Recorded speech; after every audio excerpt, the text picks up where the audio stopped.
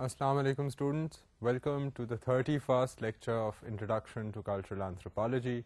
Today we are going to be talking about a very interesting topic once again, which is that of ideology. It's a topic that we had begun talking about earlier, and I'm going to continue trying to highlight other important features in it.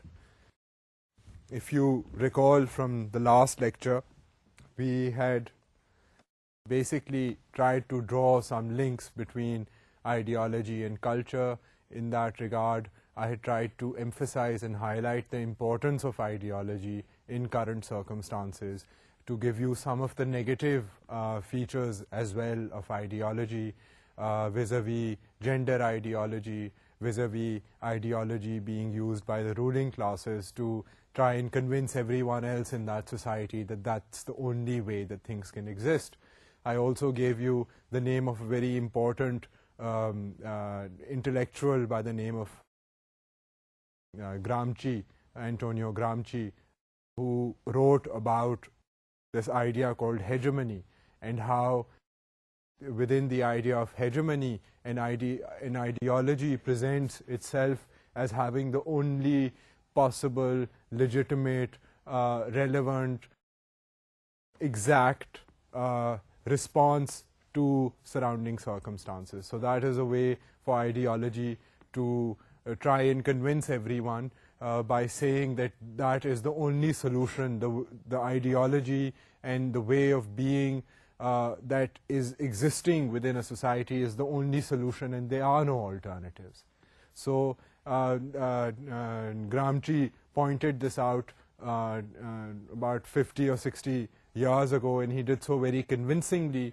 And now what we're going to do today is try to take this idea of ideology, look at further features in ideology, and try to again highlight why ideology is important for those who are concerned with human beings and those who are concerned with human culture.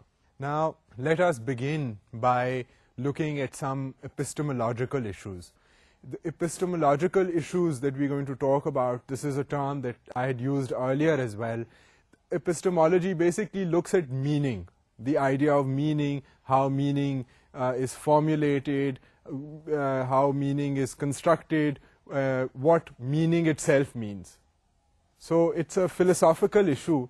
And when one is trying to look at ideology, there is a certain element of philosophy which comes into looking at ideology.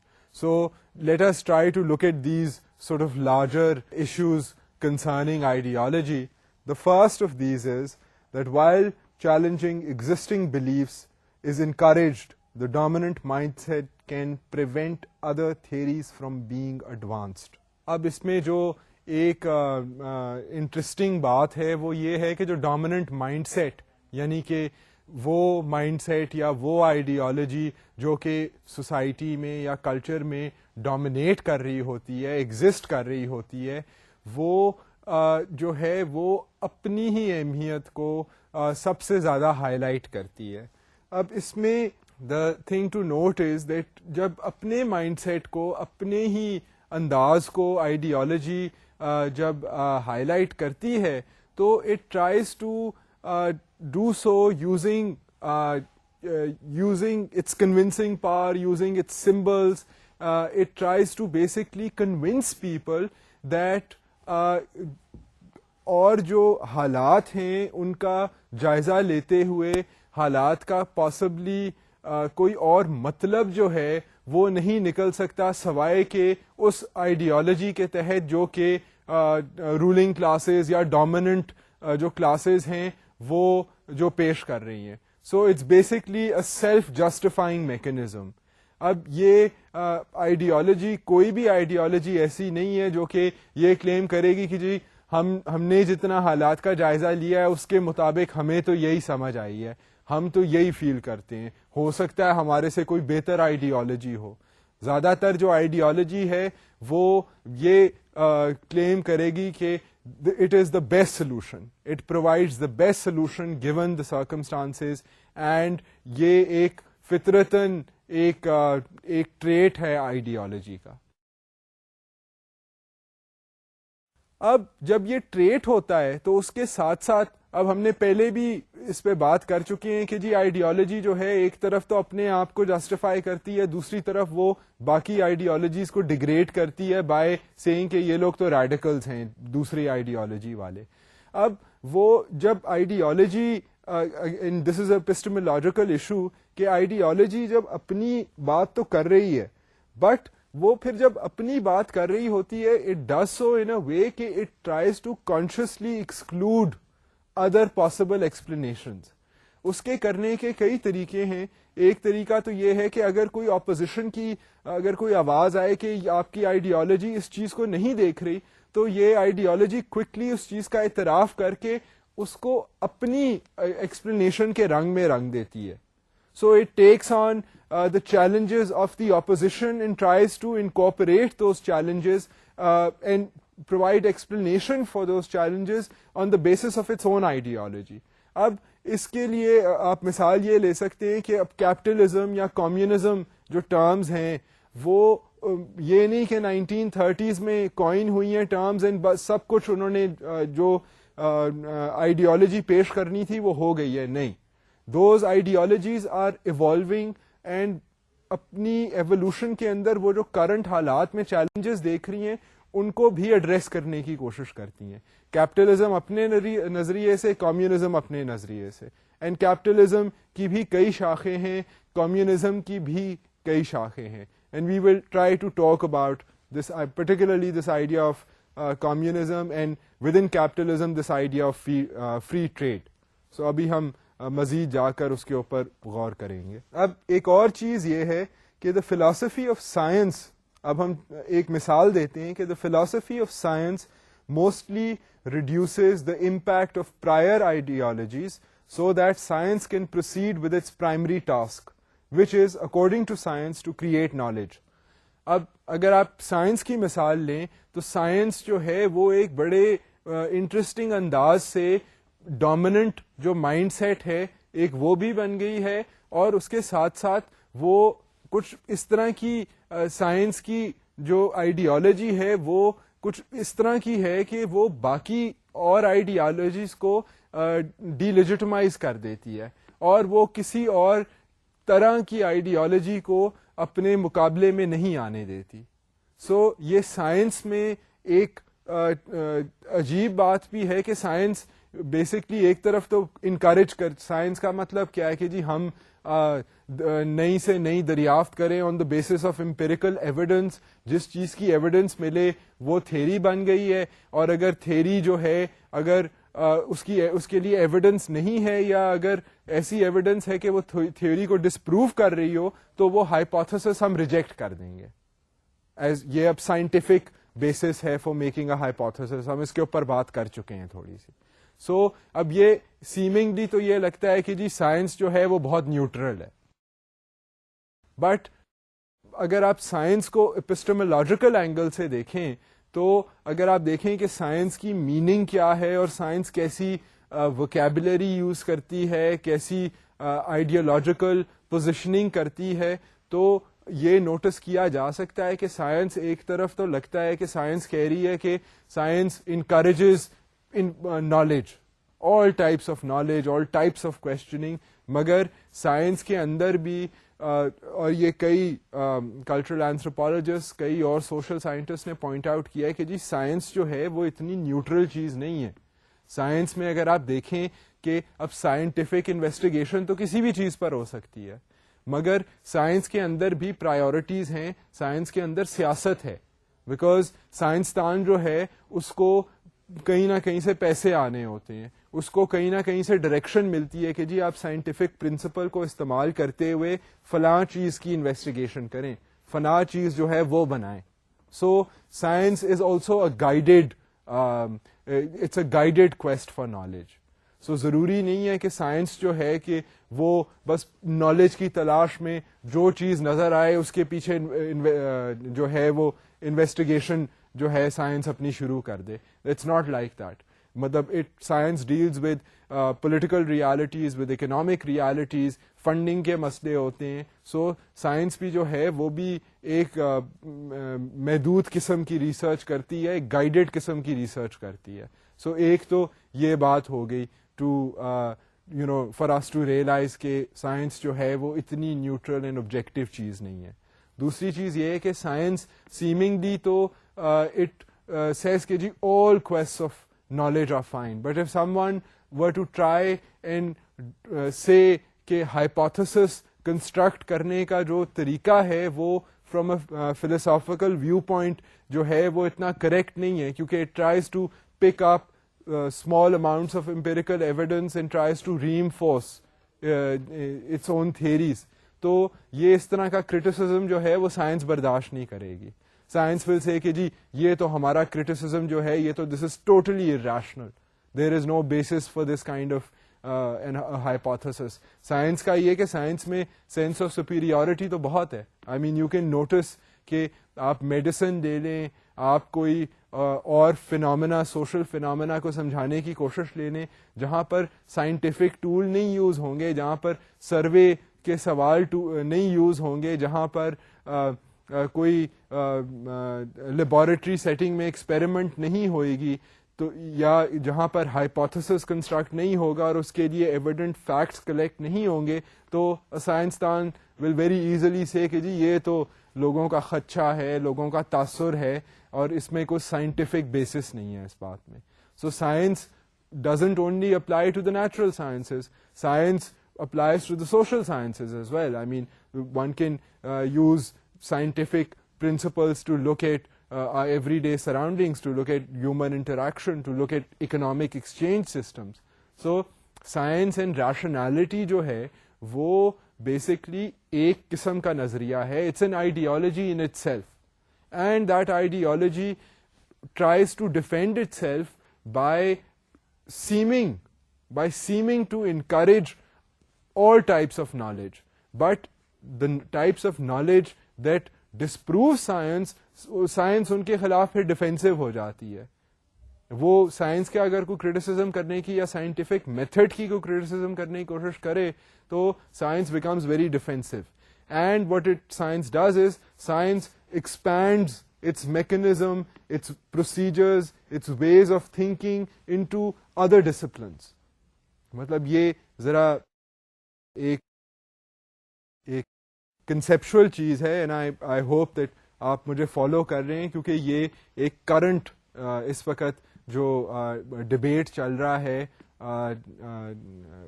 Philosophy میں, and social scientist بھی اس سے concerned ہیں, cultural anthropologist بھی concerned ہیں, وہ that is regarding epistemology, it is regarding meaning.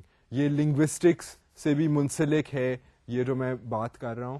سو اس میں basically یہ ہے کہ آپ سائنس جیسے ایک سیمنگلی فیئر اور نیوٹرل چیز کو بھی دیکھ کر کہہ سکتے ہیں کہ جی سائنس جو ہے اس میں بھی سینس آف سپیریورٹی ہے, اس میں بھی ایک قسم کی آئیڈیالوجی ہے. سائنس جو ہے وہ ایک اپنے ہی طریقے کو, ویسے تو کہتی ہے کہ سارے طریقے بس انفارمیشن اور نالج کی خاطر سب کچھ صحیح ہے, مگر سائنس کا اپنا بھی جو طریقہ ہے وہ سیاسی اور سماجی فیکٹرز کی وجہ سے وہ بھی ایک چارٹڈ ٹرین جو ہے فالو کر رہی ہے, وہ بھی ایک پرٹیکولر ٹائپ آف نالج حاصل کر رہی ہے سائنس. اور اس میں مثالیں کئی ہیں. I mean if you look at the amount of scientific know-how invested into weaponry as opposed to investigations into healthcare, you can realize what I'm trying to say. what I'm trying to say, آپ کوئی third world country میں دیکھ لیں جو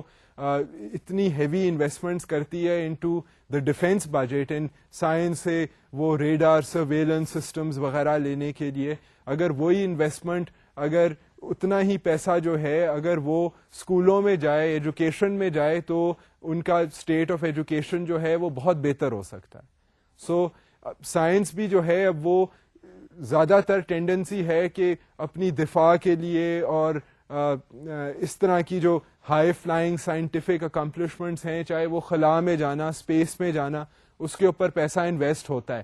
but science کا یہ نہیں ہے کہ it is just scientist sitting there every day, جو ان کو آئیڈیا آئے, جو نالج میں ان کو لگے کہ یہ ضروری سوال ہے, اس کو حل کرنے بیٹھ جائیں. نو, آئی مین دے ہیو آرگنائزیشنز جہاں سے ان کو فنڈنگ آ رہی ہے, جہاں سے ان کو ڈائریکشن آ رہی ہے, اور وہ پھر اس ٹاپک کے اوپر ریسرچ کرتے ہیں. تو سائنس بھی جو ہے وہ ایز این اگر آپ آئیڈیالوجی کے تحت اس کو سمجھیں تو سائنس بھی جو ہے اس کی ایک اپنی پکی آئیڈیالوجی ہے, اپنی ایک ویژن ہے, اور وہ vision is informed by other considerations. اور سیکنڈلی اس ویژن کے اندر یہ ہے کہ اگر کوئی کمپیٹنگ کرٹیسزم آ جائے تو سائنس جو ہے وہ اس کرٹیسزم کو کائنڈلی ریسیو نہیں کرتی, and science tries to expand its methodology into other subjects. اب میڈیسن کی آپ مثال لے لیں, آپ سوشل سائنسز میں اور اکنامکس کی مثال لے لیں, there also scientific methods are being used. So science has expanded its methodology into the study of various other phenomena. یہ ذرا شاید آپ کو جو ہے یہ بات ذرا گرے ایریا ہے, کیونکہ یہ اس طرح کی بات ہے کہ آج کل بھی پوسٹ گریجویٹ لیول پر بھی اگر لوگ جو پی ایچ ڈی بھی کر رہے ہیں, they are also concerned with these issues. But ہم ابتدائی سینس میں ہمیں بھی at least have to be able to realize کہ سائنس جو ہے, science itself is a considered an ideology, and be جو سائنس کی آئیڈیالوجی ہے اس کی بھی تنقید ہو سکتی ہے کہ سائنس جو ہے وہ it is not as objective and as neutral as it seems. جس طرح ہم سیاست کا کہتے ہیں یا اکنامکس کا کہتے ہیں کہ وہاں پر سرٹن رولنگ کلاسز ہیں, ان کی آئیڈیالوجی بنتی ہے, سرٹن پولیٹیکل پارٹیز ہیں وہ اپنی آئیڈیالوجی بناتے ہیں, اسی طرح سائنس جو ہے وہ بھی اپنی ایک قسم کی آئیڈیالوجی اور اپنے پروسیجرز کو پریفرنس دیتی ہے. So this is the point that I am trying to make here. اب there are critics who view science as an ideology in itself and call scientism. اب یہ جو میں اتنی آپ سے لمبی تمہید باندھ رہا تھا وہ بیسکلی اگر آپ ایک ٹرم میں اس کا اگر جز دیکھیں تو وہ سائنٹزم جو ہے, سائنٹزم ایک ٹرم ہے, یہ لنگوسٹ وغیرہ جو ہیں یہ اس کے اوپر فوکس کرتے ہیں کہ جی سائنٹزم جو ہے وہ بھی ایک قسم کی آئیڈیالوجی ہے. There is an ideology even behind science.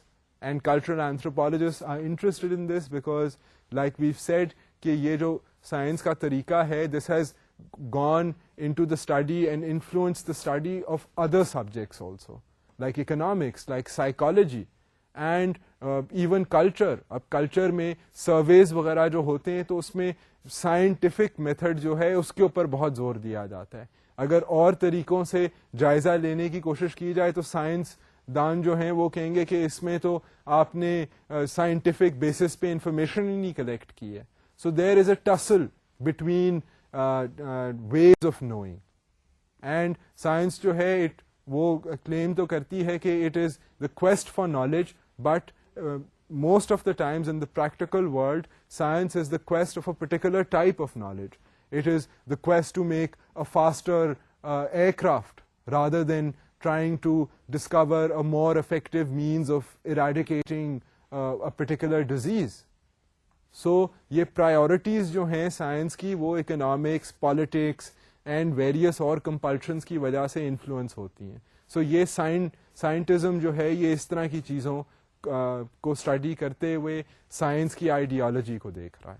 اب ہم بات کو آگے بڑھاتے ہیں کیونکہ we cannot afford to go, since یہ جو کورس ہے اس میں بھی have to take an overview کہ کلچرل اینتھروپالوجی میں کیا کیا چیزیں ہو سکتی ہیں.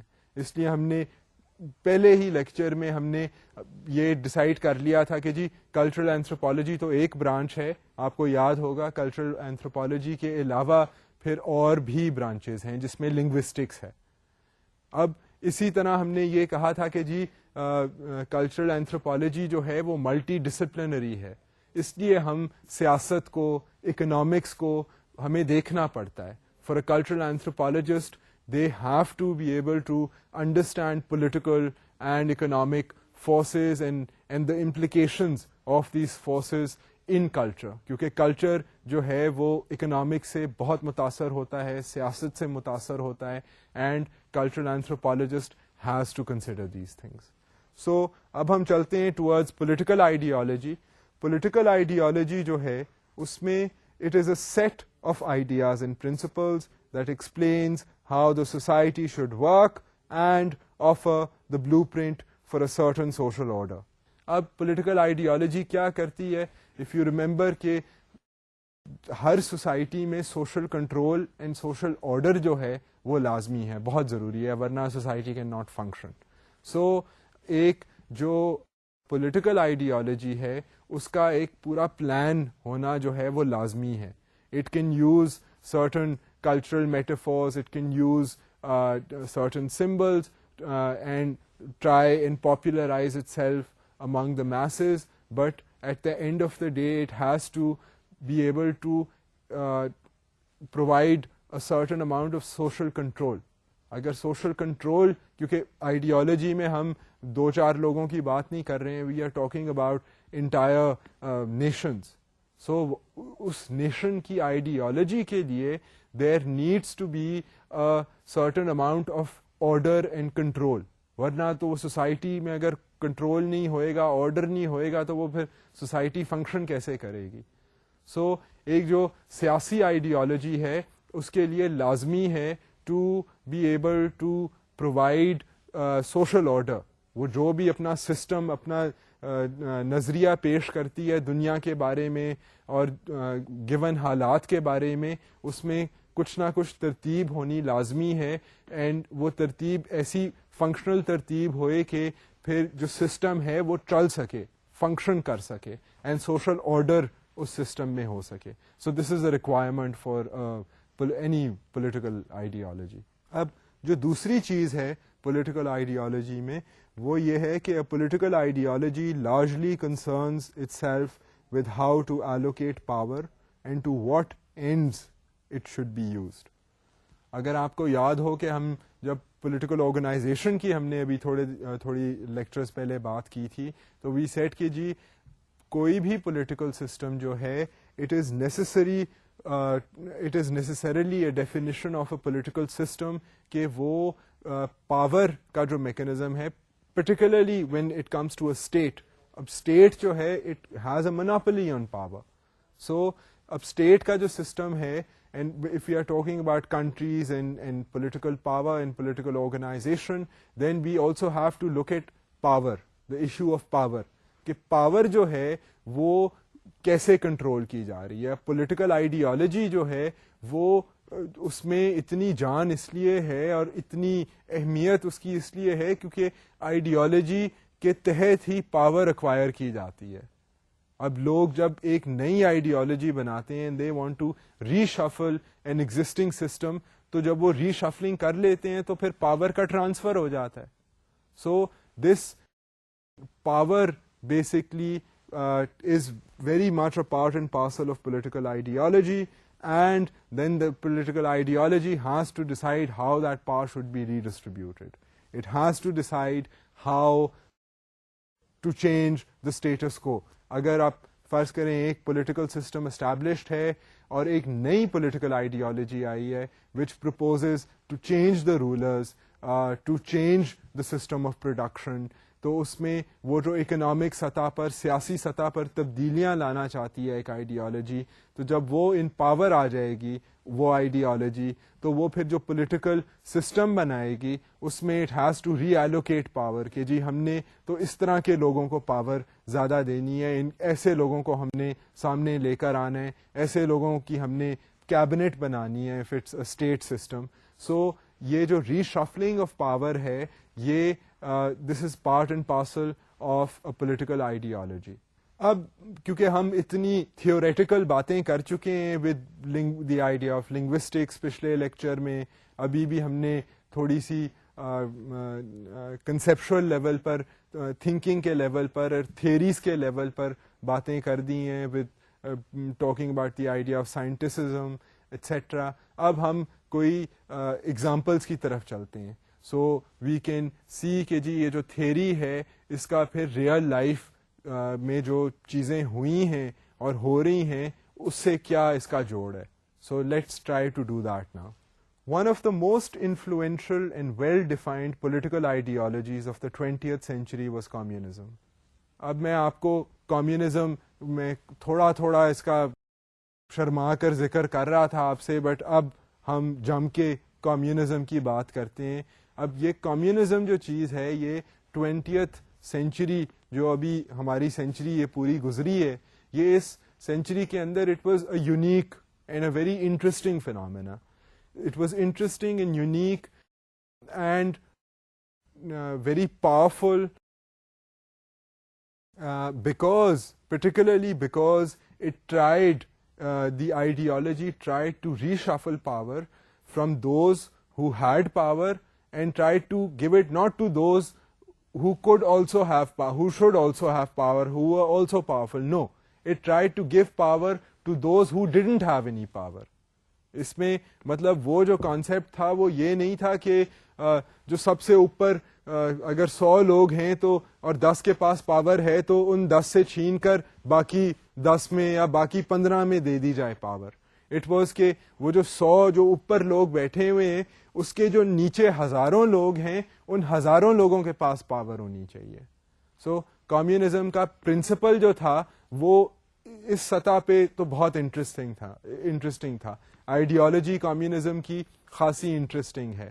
ابھی ہم we will look at some of the thoughts behind communism and the person who is largely responsible for formulating the ideology of communism, and پھر تھوڑا سا ہم اس کا جائزہ لیں گے پھر کہ کمیونزم کے ساتھ ہوا کیا. جب کمیونزم کی واقعی آئیڈیالوجی دنیا میں امپلیمنٹ کی گئی تو پھر اس کے ساتھ کیا ہوا, ہم یہ میں آپ کو مثال جو ہے آپ کے سامنے رکھ رہا ہوں. اب کمیونزم جو تھا was based on the original formulations of Karl Marx and Friedrich Engels. اب یہ جو اینگل اینڈ مارکس تھے یہ دو تھنکرز تھے, بڑے پرومیننٹ تھنکرز تھے. انہوں نے پوری دنیا کے حالات کا, اکنامک سسٹمز کا جائزہ لینے کی کوشش کی. انہوں نے یہ تجویز پیش کی کہ جی جو کرنٹ سسٹم ہے ورلڈ آرڈر کا, مینز آف پروڈکشن کا, جس میں ظاہر ہے سیاسی اور اکنامک ایسپیکٹ شامل ہیں, وہ ہائیلی ان ایکول ہے. There is a big gap between those who have and those who do not have. So انہوں نے کمیونزم جو تھا اس کا آئیڈیا پیش کیا. اب کمیونزم میں انہوں نے یہ کہا کہ جی جو پولیٹیریٹ ہے, جو ورکر ہے, جو کام کرتا ہے, جو مزدور ہے, اس کو ہمیشہ ایکسپلائٹ کیا جاتا ہے بائی دا بورژوازی. بورژوازی وہ لوگ ہیں جو انڈسٹریلسٹ ہیں, لینڈ لارڈز ہیں, جو ایسیٹس کنٹرول کرتے ہیں. تو جو ایسیٹس کنٹرول کرتے ہیں پروفٹ ہمیشہ انہی کو ہوتا ہے, فائدہ ہمیشہ انہی کو ہوتا ہے, اور جو مزدور بیچارہ ہے وہ دن رات خون پسینہ کر کے اس کو بالکل کچھ بھی نہیں ملتا, ہمیشہ ایکسپلائٹڈ ہوتا ہے, بس دال روٹی چلا سکتا ہے. سو یہ they saw a tussle between the bourgeoisie and the proletariat, and communism tried to invest the idea of power into the state system. So communism میں یہ تھا کہ بیسکلی جو پولیٹیریٹ ہے, جو عام آدمی ہے, اس کے پاس پاور ہونی چاہیے, اس کے پاس کنٹرول ہونا چاہیے, اور وہ جو ہے اس کو ریوارڈز ملنے چاہیے, not a handful of people. اب انفارچونیٹلی, اینڈ یہ ایک تو یہ بات ہے کہ کمیونزم واقعی ہی امپلیمنٹ ہوا. Russia, as you all probably know, to a certain degree, China for several decades closely adopted this system at the political level. So this ideology was implemented. یہ واقعی دنیا میں امپلیمنٹ ہوئی ہے آئیڈیالوجی, مگر اس میں جو ایک اور ابھی تک لوگ ہیں who have communist sympathies. China میں تو کمیونزم کا اس وقت بھی بہت انفلوئنس ہے, اور بھی دنیا میں کئی لوگ ہیں who feel کہ کمیونزم شاید لوگوں کو سمجھ نہیں آیا, انہوں نے صحیح طرح امپلیمنٹ نہیں کیا. کمیونزم میں ابھی بھی بہت جان ہے, لوگ ایسے آپ کو پولیٹیکل سائنٹسٹ ملیں گے جو ابھی بھی یہ بات کریں گے. مگر the interesting the unfortunate rather thing is that جب کمیونزم بالخصوص رشیا میں امپلیمنٹ ہوا تو وہاں پر یہ ہوا تھا کہ اب ظاہر ہے جب پولیٹیریٹ ہے, جب عام بندہ ہے, ہر عام بندے کو تو سیاسی پاور نہیں مل سکتی تھی, so they had to be a state system. Russia میں یہ کوشش کی گئی کہ اسٹیٹ جو ہے وہ سارے مینز آف پروڈکشن, وہ ساری انڈسٹری, سارے ایگریکلچر کو کنٹرول کرے گی, اینڈ اٹ ول انشور کہ اس کی ڈسٹریبیوشن جو ہے پھر ریوارڈس کی وہ سب کو برابر ہو. سو وہاں پر یہ ہوا کہ اور جتنی جو پرانے جو ایلیٹس تھے ان سے قبضے زمینوں کے کر کے ان کے ٹائٹلز وغیرہ جو تھے وہ چھین لیے گئے, ان سے پاور چھین لی گئی. بٹ ایز اے ریزلٹ یہ ہوا کہ انفارچونیٹلی ان رشیا ایک نئی رولنگ کلاس پیدا ہو گئی وچ واز دا بیوروکریسی. اب کیونکہ پورے اس نظام کو چلانے کے لیے, اسٹیٹ کے سسٹم کو چلانے کے لیے, پلاننگ کرنے کے لیے کوئی نہ کوئی مین پاور کی تو ضرورت تھی, تو وہ مین پاور جو تھی وہ ایک نئی رولنگ کلاس بن گئی, اور غریب لوگ جو تھے they were not able to avail a lot of the advantages that they thought that they would under this political ideology. So communism کی experiment particularly in Russia was unable to remove poverty. And then پھر اور بھی اس میں complications آ گئیں, defence related issues وغیرہ آگے. But I just thought کہ میں آپ کو یہ لائیو ایک ہماری ریسنٹ ہسٹری میں سے ایک مثال دے دوں ٹو شو یو کہ آئیڈیالوجی اینڈ پولیٹیکل آئیڈیالوجیز جو ہیں وہ کیسے یوز ہوئی ہیں, اینڈ پھر ان کو یوز کرنے میں کیسے آئیڈیالوجیز میں تبدیلی آئی ہے, اور پھر دنیا پر کیا اثر ہوا ان کا. So these are matters that you know are of obvious importance at the cultural level also. The impacts that communism has had on the world have been significant. I mean, communism has influenced, in Russia it influenced public broadcasting, for example. It influenced what kinds of work people could do. It influenced, you know, their future, their life decisions, the way they thought, their religious beliefs. اب یہ پوری جو ایک political ideology آئی ہے اس کی وجہ سے لوگوں کی سماجی زندگی پر بہت سارا اثر ہوا. So that is why it's interesting and important for us to be able to realise this. ایک تو میں نے آپ کو مثال دے دی ہے, اب اس کے علاوہ اور بھی پولیٹیکل آئیڈیالوجیز کی اور بھی بہت سی مثالیں ہیں. Other examples of ideologies include, political ideologies include anarchism, capitalism, fascism, social democracy. اب یہ جو مختلف مثالیں ہیں پولیٹیکل آئیڈیالوجیز کی, اب جس طرح میں نے کمیونزم کی بات کی ہے اسی طرح کیپٹلزم ہے, اس کے برعکس ایک فلسفی ہے کہ جی بیسکلی اگر انسان انڈیویجول جو ہے اس کے پاس حق ہونا چاہیے کہ وہ ساری جو چیزیں ہیں وہ اپنی محنت کے اوپر ایک دوسرے سے کمپیٹ کرتے ہوئے وہ محنت کرے اور اس کو معاوضہ ملے, اور اسٹیٹ کا کوئی اس میں پروسیس میں دخل دینے کی اسٹیٹ کی کوئی ضرورت نہیں ہے. The state should not try to control and regulate the means of production.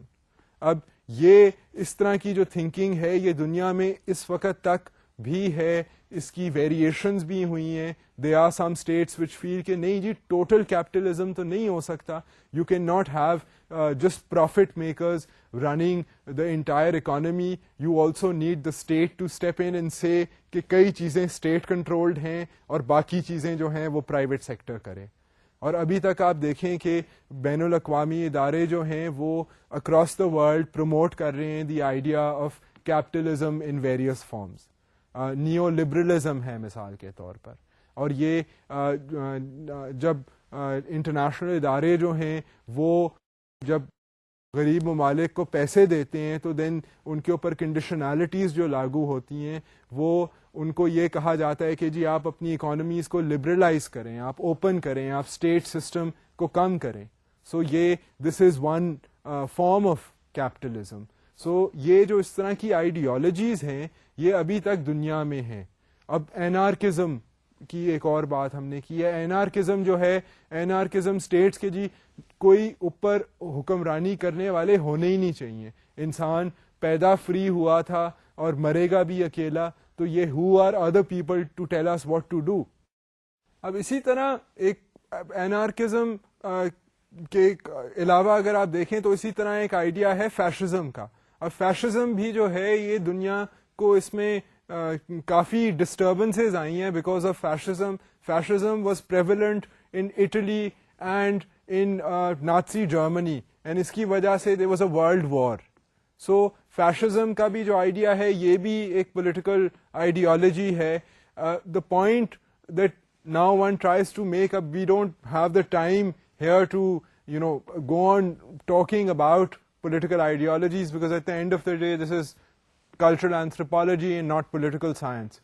But because of the interrelations we have to be able to understand کہ politics جو ہے and political ideologies جو ہیں یہ انسان کے اوپر ایک سسٹم لے کر آتی ہیں اور انسان کو افیکٹ کرتی ہیں. سو اس کی وجہ سے we need to understand these systems. اب میں یہ کروں گا کہ ایک سسٹم جس کی ہم بات کر چکے ہیں جو کہ کارل مارکس نے آئیڈینٹیفائی کیا تھا, دی آئیڈیا آف کمیونزم. اب ہم ذرا تھوڑا سا اس کے اوپر ٹائم اسپینڈ کرتے ہیں ٹو سی کہ اب یہ جو آئیڈیالوجی ہے کمیونزم کی یہ کیسے جو تھی یہ امپلیمنٹ کارل مارکس کی نظر میں یہ کیسے سسٹم جو تھا وہ چل رہا تھا. تو انہوں نے کمیونزم کا آئیڈیا پیش کرنے سے پہلے, آئیڈیالوجی کمیونزم کی پیش کرنے سے پہلے وہ دنیا کو کیسے دیکھتے تھے. So now let us try and look at that, and we will look at it particularly from the perspective of how an ideology controlled human beings. So ہمارا اس کے اوپر ایک کلچرل فوکس ہے. اب ہم بات کر رہے ہیں اکنامک آئیڈیالوجی کی, کیونکہ جو کمیونزم کا آئیڈیا ہے وہ پولیٹیکل بھی ہے بٹ آلسو اکنامک بھی ہے. سو آئی مین when we look at it from a cultural angle we can also say that it was predominantly an economic idea, because it was talking about means of production. Marks نے کہا تھا کہ جی جو بورژوازی ہے وہ means of production کو control کر رہی ہے اور پولیٹیریٹ کو کوئی ریوارڈ نہیں دے رہی. اور پولیٹیریٹ جو ہے جو خون پسینہ ایک کر جو ہے وہ اپنے لیبر کے ذریعے چیزیں پروڈیوس کرتا ہے, مگر just because the bourgeoisie controls the means of production تو وہ اس کو معاوضہ نہیں دے رہی ہے. سو اب جب مینز آف پروڈکشن کی بات ہوئے گی تو پھر ظاہر ہے اکنامکس انوالو ہوئے گی.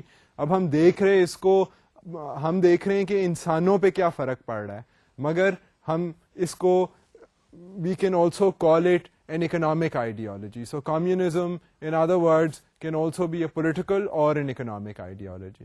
ہیونگ رجسٹرڈ دس فیکٹ, اب ہم ذرا مزید چل کر دیکھتے ہیں کہ مارکس نے اس کو کیسے دیکھا, اس آئیڈیا کو. مارکس نے پرپوز کیا, marks proposed a base super structure model of society.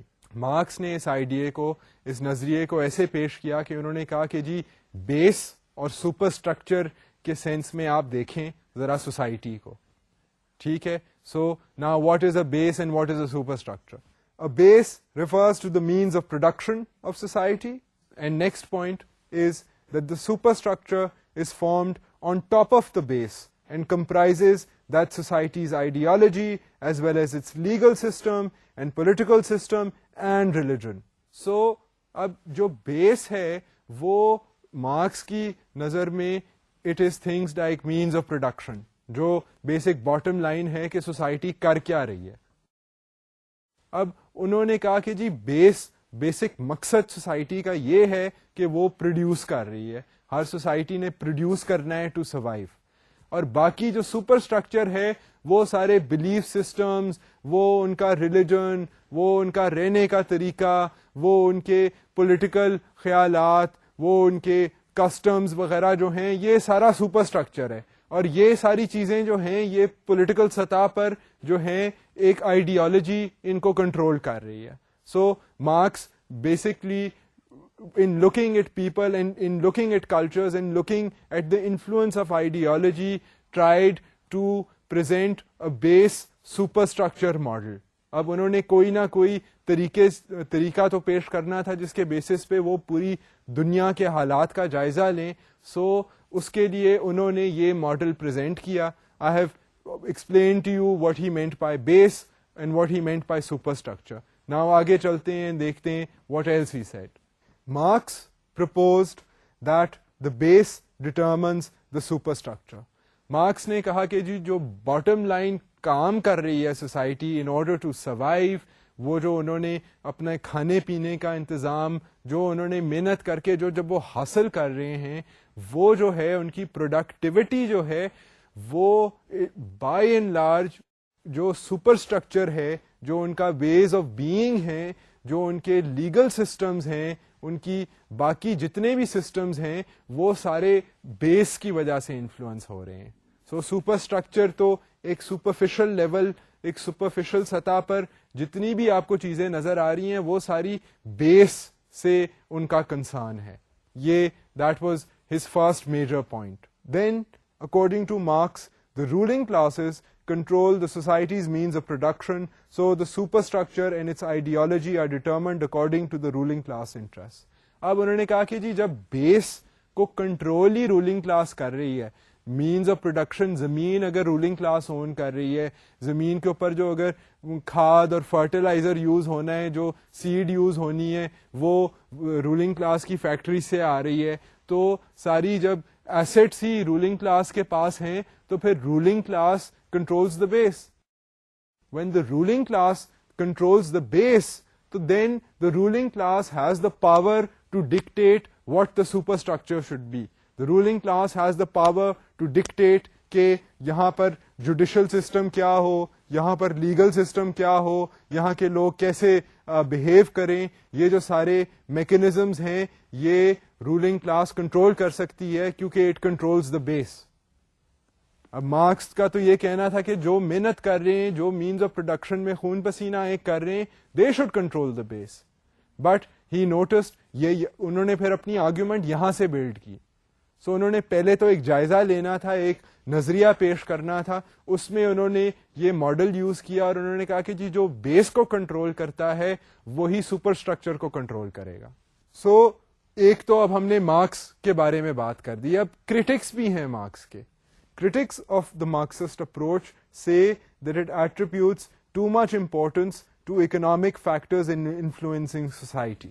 اب جو تنقید کرتے ہیں مارکس کی وہ یہ کہتے ہیں کہ جی مارکس نے بات تو اچھی کی, انہوں نے یہ کوشش کی کہ جو ہیو ناٹس ہیں ان کے پاس جو ہے پاور آئے, مگر انہوں نے ایک یہ مارکس کی جو اپنی تھنکنگ تھی وہ اس میں ایک یہ پرابلم تھا کہ انہوں نے اکنامکس کے اوپر بہت زیادہ زور دیا ہے. انہوں نے باقی جو political social factors at play تھے وہ اگنور کیے ہیں اور انہوں نے ساری بات ریڈیوس کر دی ہے انٹو دا بیس, کہ base means productivity, whoever controls the productivity controls everything. So they say کہ this kind of a theory, the Marxist approach is an interesting approach, it is an important approach, it influences society, it influences culture, but it places much too much emphasis on economics. So like we said earlier کہ جس طرح science ہے, science places much too much emphasis on itself and it discards other disciplines if they don't use the scientific method.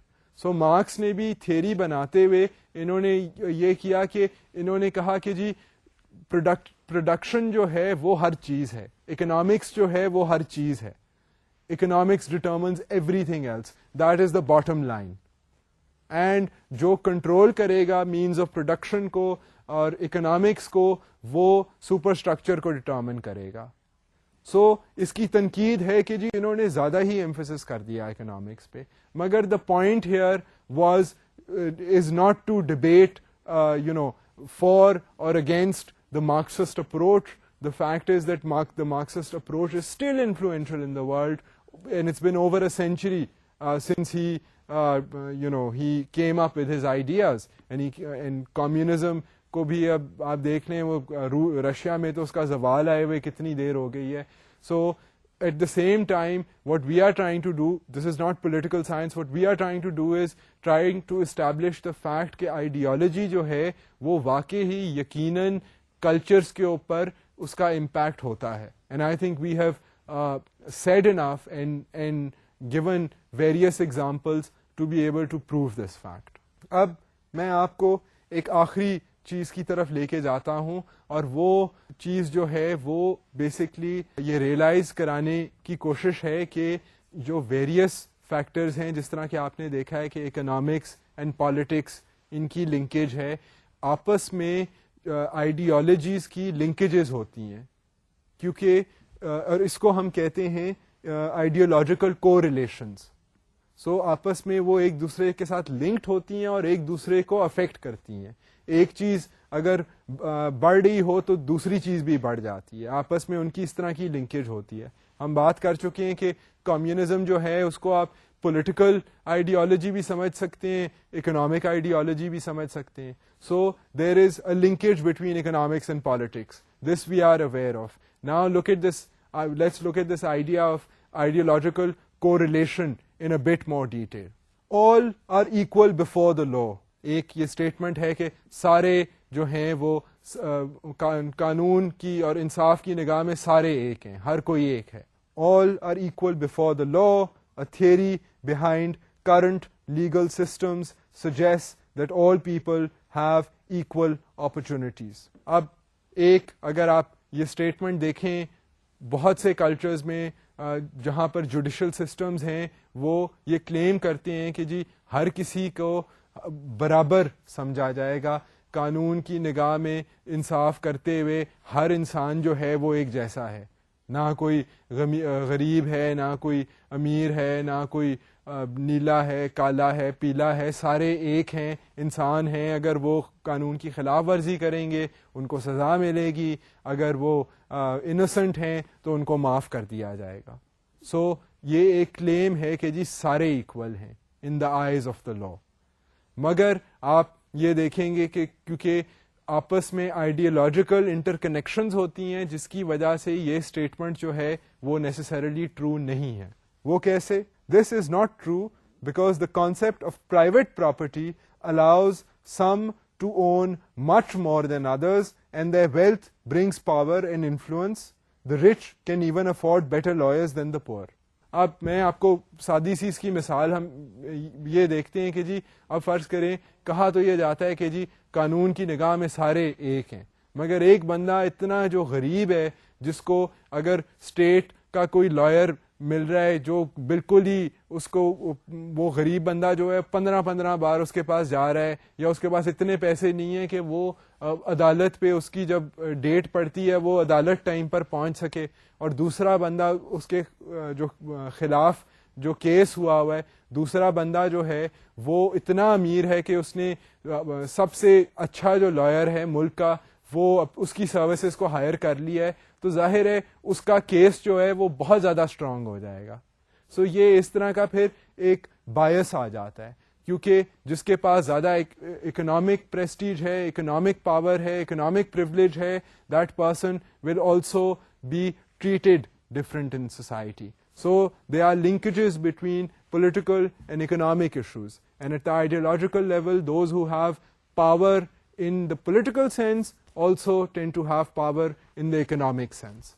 So this is this idea of correlation, ideological correlation. Now many theories of economics have been raised to an ideological status. Some notably economically based ideologies include social Darwinism, communism, laissez faire, economics and free trade. اب یہ میں آپ کو economics کی theories کے اندر بھی مثال دے سکتا ہوں کہ کئی تھیریز ہیں جو ہیں اکنامکس کی تھیریز, بٹ ان کے ارد گرد سیاسی آئیڈیالوجیز بھی بن گئی ہیں, ان کے ارد گرد ایک طریقہ کار بھی بن گیا. جس طرح ہم نے پہلے بین الاقوامی اداروں کی بات کی تھی, تو بین الاقوامی ادارے لیزلے فیئر سسٹم جو ہے اس کو یوز کرتے ہوئے ڈیولپنگ ممالک کو کنونس کرتے ہیں کہ ہم آپ کو تب لون دیں گے اگر آپ اپنی جو اکانومی ہے اس کو آپ لبرلائز کر دیں, اس کو کھول دیں, let there be free trade. So یہ اس طرح کی اور بھی جو آئیڈیاز ہیں، اکنامک آئیڈیاز ہیں، یہ آئیڈیالوجیز بن چکی ہیں اور ان کے دنیا میں اثرات نظر آتے ہیں. Current theories of safe trade and fair trade are also economic ideologies. Fair trade یہ ہے کہ آپ بیسکلی اگر دنیا کو دیکھیں تو یو ول نوٹس کہ کئی ایسے ممالک ہیں جن کا جو پروڈیوس ہے اس کی پرائس ورلڈ مارکیٹ میں گرتی گئی ہے.